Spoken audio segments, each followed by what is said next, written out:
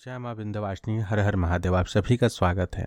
आज का विषय जो है थोड़ा अद्भुत और अलग है। इस विषय से तंत्र क्षेत्र में आपकी यह जानकारी बढ़ेगी।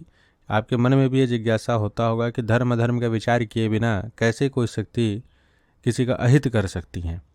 यह विषय आता होगा ना मन में कि हम लोग सुनते हैं, यह विषय चलने के लिए चलता है ना कि फलाने के ऊपर में इस प्रकार के मारण तंत्र का प्रयोग हो गया। अब उसमें कोई कहता है कि काली जी का प्रयोग हो गया, भैरव जी का प्रयोग हो गया है। तो भैरव जी काली जी आखिर क्यों किसी के ऊपर मारण का प्रयोग करेंगे? वो तो धर्म के रक्षा के लिए उपस्थित हुई प्रकट हुई शक्तियां हैं, तो अधर्म में कैसे? तो इस प्रकार के अनेक संशय मन में आते होंगे।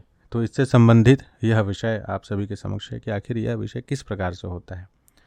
तंत्र के क्षेत्र में या कोई भी भक्ति मार्ग में भी जब हम किसी देवता की साधना उपासना करते हैं, अपनी भाव प्रधानता के साथ, क्रिया प्रधानता के साथ, उपासना के सिद्धांतों के साथ, जो हमारा नित्य नैमित्तिक नियम होता है, अपने जीवन में प्रत्येक क्षण को जब हम किसी देव शक्ति को, किसी दिव्य ऊर्जा को समर्पित कर देते हैं, तो हमारे उस एक अनिष्ट प्रेम से उत्पन्न हुई उस भाव ऊर्जा से वह शक्ति पुष्ट होकर के, प्रसन्न होकर के हमारे समक्ष प्रकट होती हैं और वह हम पे कृपा करती हुई इस प्रकार के वचन देती हैं कि आप जो कहेंगे उस कार्य को हम सिद्ध करेंगे, हम आपके प्रेम के वशीभूत हैं।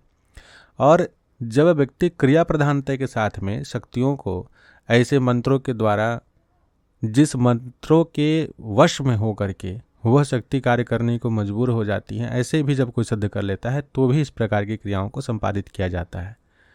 अब यह विषय जो है पारलौकिक विज्ञान का एक ऐसा हिस्सा है जिसमें कि कहीं ना कहीं आप किसी एक ही मंत्र को बार बार, जिसे हम जप कहते हैं, बार बार रिपीट करना, तो बार बार रिपीट करते करते जो ऊर्जा निर्मित हुई, उस निर्मित हुई ऊर्जा का प्रक्षेपण या लक्ष्य कोई एक दिव्य ऊर्जा, कोई एक दिव्य शक्ति होती है जिसके पास असीमित बल होता है और उनको समर्पित करके उनसे हम कोई अंशात्मक शक्ति हासिल करते हैं कि हम आपकी इस अंशात्मक शक्ति का सदुपयोग या दुरुपयोग अपने स्वार्थ के निमित्त करेंगे। यथार्थ यही है, जिसे हम वरदान प्राप्ति का विषय कह लें, जिसे हम कृपा आशीर्वाद कह लें। और इस प्रकार से वचन बंधित हुई शक्ति को हम अपने स्थान स्थान पे उनको जगह दे करके उनकी फिर सेवा पूजा करते हैं तथा उन्हीं का सदुपयोग या दुरुपयोग करते हैं। अब इसका उदाहरण पौराणिक आख्यान से दिया जाए तो भरा पड़ा है। जितने भी दैत्य दानव राक्षस आप देखें, वे सभी एक नियम, एक निष्ठा, एक भक्त होकर के, पूरे विधि विधान से युक्त होकर के एक निश्चित समय तक अथवा बहुत दीर्घ काल तक किसी एक शक्ति की उपासना की। अब उदाहरण के लिए किसी ने शिव जी की पूजा की, शिव जी महारुद्र हैं, अब उनका किसी 100 साल तक कोई दैत्य तपस्या किया, शिव जी प्रकट हुए। जब तक वो 100 साल तक तपस्या किया है महादेव का, तब तक उसका रहन सहन, आचार विचार, व्यवहार, नित्य का संध्या पूजन, वो सभी दिव्य रहा है। एकदम जो अद्भुत और योग्य ब्राह्मण होता है, जैसे हम कह सकते हैं कि हाँ ये ब्राह्मण है, नित्य कर्म आदि, संध्या वंदन आदि करने वाले, वैसा उसका चरित्र रहेगा। लेकिन जब महादेव प्रकट हो जाएंगे और महादेव से अपने इच्छित वरदान को प्राप्त कर लेगा, मन में उसका जो लक्ष्य था वह पूर्ण हो जाएगा कि महादेव हमें इस प्रकार की शक्ति प्रदान कर दीजिए, हम इससे जो चाहें वो कर सकें। तो अब उस मंत्र के, उसके तपस्या के और जो वो भाव प्रकट किया है, जो उसने समय दिया है, उसका लाज, उसकी मर्यादा महादेव को रखनी है। यह नियति ने तय कर रखी है, भगवान स्वयं नियति हैं। वो तो अपनी लीला कर रहे हैं, लेकिन यहाँ विषय को समझने का प्रयास कीजिए। तो उसके लिए प्रतिबद्ध होकर के वो ऐसी शक्तियाँ प्रदान कर देते हैं। शक्ति प्राप्त होने के पश्चात जो दैत्य दानव होते हैं वो अब अपनी उस तपस्या की मर्यादा को भूलते हैं। अब इतने 100 साल तक के पुण्य हैं, कैसे नष्ट होंगे? तो अब इसके द्वारा अब वो अपनी मनमर्जी का कार्य करते हैं। तो ठीक कली काल में भी जितने भी तंत्र मंत्र विचार आदि चल रहे होते हैं, कहीं ना कहीं ऐसा ही विषय होता है।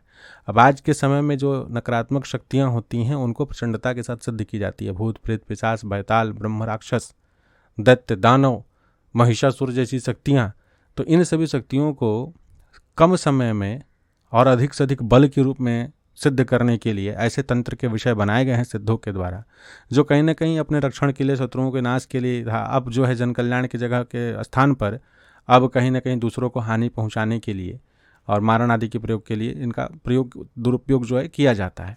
तो यहाँ पर भी यही विषय होता है। ऐसा नहीं है कि किसी के ऊपर मारण प्रयोग किया गया है या कोई नकारात्मक ऊर्जा का प्रक्षेपण किया गया है तो उसे सीधे सीधे बस ऐसे उठा के चला दिए। उसने तपस्या किया है, जो साधक इस प्रकार के दुरुपयोग करता है उसने भी 40 दिन, 50 दिन, महीना, साल साल भर शमशान की, मशान की, अपने गुरु की सेवा की है। सेवा करने के पश्चात जो है उसे उस प्रकार की विद्या प्राप्त हुई है। उस विद्या को उसने कठिनाई से सिद्ध किया है। सिद्ध करने के पश्चात जब देव देवता, जो भी मसान मसानी या जो भी शक्ति प्रकट हुई, उनसे त्रिवाचा हुआ है। अब इतने उसका तपोबल, उस चाहे वो क्षुद्र शक्ति ही क्यों ना हो, लेकिन उसके निमित्त जो मंत्र जप आदि हुआ है उससे उसको बल मिला, उससे उस ऊर्जा तृप्त हुई और उसके लिए वो उसने वचन भी दे दिया। अब इसके पश्चात जब वो आपके ऊपर प्रक्षेपण करता है या आपका संहार करने के लिए, आपको कष्ट पहुंचाने के लिए अपनी उस सिद्ध हुई ऊर्जा को आवाहन देता है कि आप आइए ऐसा कार्य कीजिए, तो चूंकि वो वचन दे चुके हैं, इतने समय तक इसने जो तपस्या की है इसके वो वशीभूत हो चुके हैं, तो फिर उसे करना पड़ता है वो कार्य। ठीक उसी प्रकार से अगर हम भगवान की सेवा कर रहे हैं, अगर हम दिव्य महाशक्तियों की सेवा कर रहे हैं, तो एक निष्ठ होकर के देखिए, नकारात्मक ऊर्जाओं की पूजा करने वाले लोग जो भूत प्रेत को सिद्ध करते हैं बहुत निष्ठावान होते हैं, कोई गलती नहीं करते हैं, क्योंकि उन्हें पता है कि गलती होगी तो प्राण चले जाएंगे। लेकिन जब कोई भगवान की सेवा करता है तो गलती होने से या नियम छोड़ जाने से उसे पता है कि कोई फर्क तो पड़ेगा नहीं, भगवान तो कृपालु और दयालु हो, कष्ट थोड़ी देंगे हमें। तो आराम से 10 दिन करता है, 5 दिन छोड़ता है, 5 दिन करता है, 2 दिन छोड़ता है, महीना भर करता है, 4 महीना छोड़ देता है। तो ये जो छोड़ने की प्रवृत्ति है, इसी कारण से वो चीज़ें प्राप्त भी नहीं होती हैं। यहाँ पर व्यक्ति जो है अपने एकनिष्ठ, अपने जो भी आराध्य देव हैं, मसान देव हैं, उनकी सेवा पूजा कर रहा है, उनको नित्य नियम से भोग भेंट दे रहा है, उन्हें दारू चढ़ाए चाहे मुर्गा चढ़ाए चाहे जो भी उसका विषय है। यहाँ भगवान को भोग लगाने के लिए आपस में मारपीट हो जाता है कि भोग खत्म हो गया तो तुम लेकर के आओ, नैवेद्य में तुमने ये क्यों चढ़ा दिया, ऐसा चढ़ाना चाहिए, इतना महंगा क्यों चढ़ा रहे हो।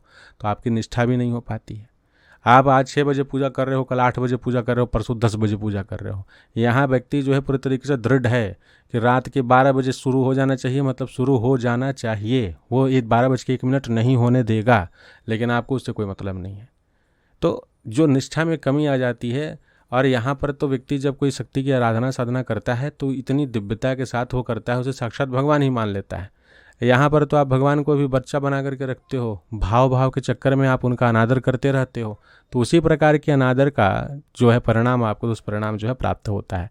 तो भगवान जो है जिस प्रकार से भक्त के वश में है, उसी प्रकार से शैतान और जो भी नकारात्मक ऊर्जाएं, शक्तियां हैं, वे भी अपने भक्त के मंत्र के वश में, उसकी क्रिया के वश में, उसके भाव के वश में वो भी होती हैं और इसी कारण से हानि पहुंचाती हैं।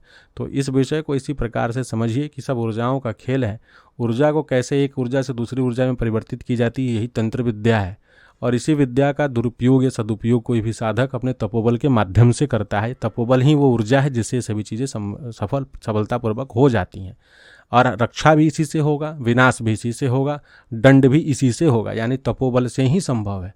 तपोबल के सिवाय अन्य क्रियाएं जो होती हैं वो क्षणिक होती है। आप किसी का उतारा कीजिए, कोई उपाय करवाइए, काट करवाइए, 24 घंटा होगा, 2 दिन होगा, 10 दिन तक वो सहयोग करेगा, बाद में लंबे टाइम तक वो सहयोग नहीं करने वाला है। तो आशा करते हैं कि इस विषय को आप सभी समझे होंगे। इस विषय को समझ करके सही प्रकार से आपके भीतर समर्पण और पुष्ट होगा अपने इष्ट आराध्य के प्रति और आप सफल होंगे।